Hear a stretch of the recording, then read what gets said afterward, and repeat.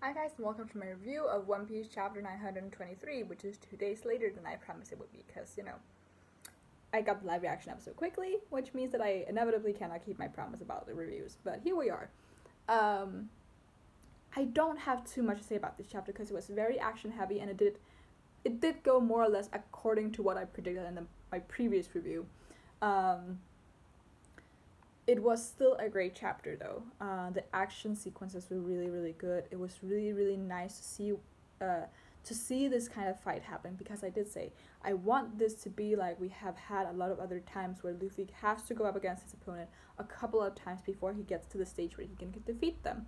And in Kaido's case, I don't even know if Luffy will ever be able to defeat him by himself. I have said that before, it would be really cool to see Luffy be the one to defeat him by himself, because we know that Kaido has never been defeated in a one-on-one.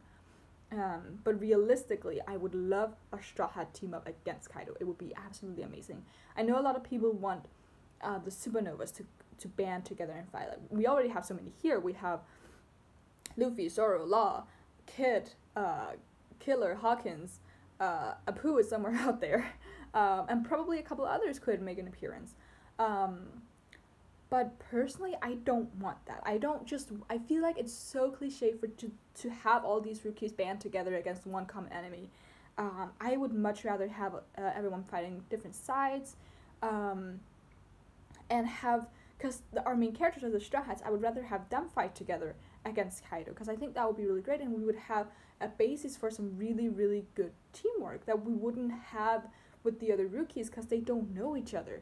Like the only people who have a chance of fighting well together are Law and Luffy, because they know each other. But I would much rather have the fight being based on teamwork rather than these overwhelming abilities that make it a little easier, I think. Um, but I love that Luffy was defeated, and I love that he was defeated very easily, because it puts him in his place. It makes him, it forces him to think, because he was really acting on his emotions. I talk about this in the live reaction as well. So it's just really really great to see him being put in his place, so to say. And it was such a good feeling, or not a good feeling. It's such a good contrast between his Gear Fourth, how he used it in Dressrosa, versus here, because when we got into Dressrosa, we were so excited. It was the first instance of Gear Fourth, and we'd kind of been expecting, but we didn't know what it would be, what it would look like, what he would do, how strong he would get, and we were so excited. And he took down Doflamingo. It was so great. And here he goes Gear Fourth, and he's defeated instantly in his Gear Fourth form. Really really great contrast there. Other than Luffy, we have the little instance of Momo, of not Momo, of I'm sorry, um, of Tama.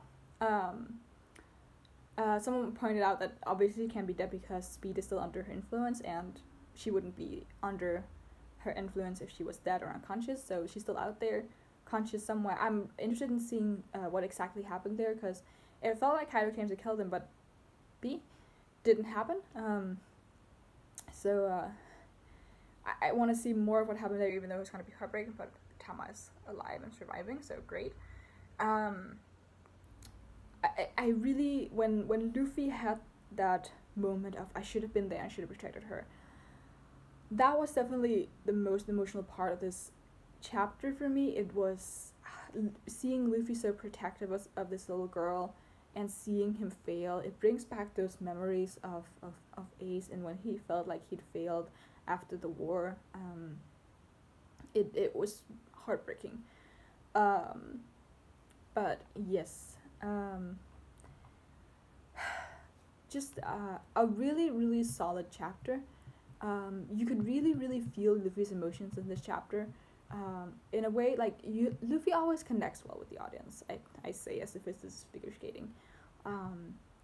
But you could really really feel it. You could feel his anger. You could feel his emotions, and just you could tell that he was acting on pure rage. Like even like every panel you can see in his face, he's so angry. Um, there, it's just absolutely amazing. Um, yeah, it was a really really good chapter for the emotional bit, and just to set up how absolutely ridiculously strong Kaido is, and how hard it will be to take him down, because we had so many great panels of Luffy just beating the shit out of him. Like the very first panel, which followed us from last chapter, where he hits him with the elephant gun straight into the town, and you have him using the what's the move called, the organ move, where he just pounds at him and Kaido's just there taking it like he, and then, God, it's really, really, I want to say heartbreaking because that's not really the word for it, but it shows the difference between Kaido and Luffy in a really, really great way. Because you can only do so much when you just say like Kaido has this reputation and blah blah blah. Because we've had that with a lot of people who then turned out to be small fry, or Luffy had to take them on like once and he defeated them, even though maybe it was a hard fight.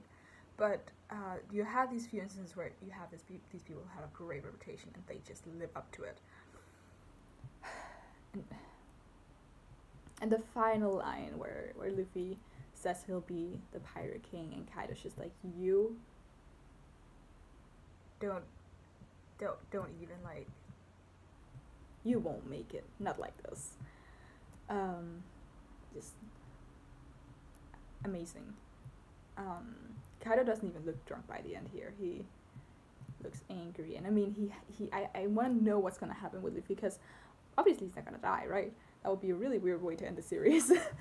Just like Oda, just like, I don't want to write this anymore, I'm just gonna kill Luffy now. But since Kaido obviously has a grudge against him for everything that Luffy did upon Castor and Dressrosa, he's definitely gonna possibly capture him, throw him in jail with Kid. Interesting to know what he will do. I don't know for what purpose he would keep him alive, but maybe this is just his sadistic way of keeping his prey alive and breaking their spirits rather than their lives, something. the evil version of what Luffy always does. Yeah, I don't think I have much else to say, because, I mean, how much can I talk about Luffy just trying to beat the crap out of Kaido and just not succeeding at all? But it was a great chapter, and I'm looking forward to what will happen next. I don't even know who will follow next time, because Luffy seems to be out cold. And maybe we'll find out what everyone else did. Maybe we'll jump to some of the other Straw Hats like Frankie or Usopp. I really want to see Frankie and Usopp, or Robin, but I feel like Robin is still just there gathering intelligence about Orochi. So yeah, excited for next time. Hopefully I'll be better at doing the reviews, because one of the reasons that I'm really, really bad at keeping these time schedules is not because I'm super busy, or because I have school. I mean, that's kind of the reason as well, but it's figure skating season, and that's very important to me, so we'll see what happens. Thankfully for you guys, next time, the competition are very early in the morning, so I can do these in the afternoon.